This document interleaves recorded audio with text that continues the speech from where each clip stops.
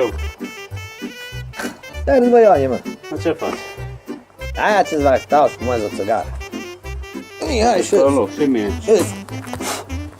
am dat cu spray pentru furnici, am curățat furnici. Bă, câte ziua fumezi? Nu fumez eu, mă. Câte ziua? Mult fumezi? Mult, dar. Cât fumezi? Un pachet pe zi?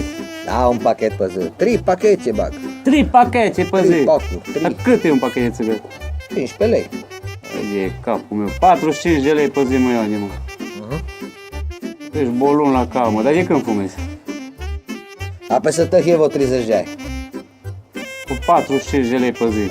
30 de ani. Bă, Ioane.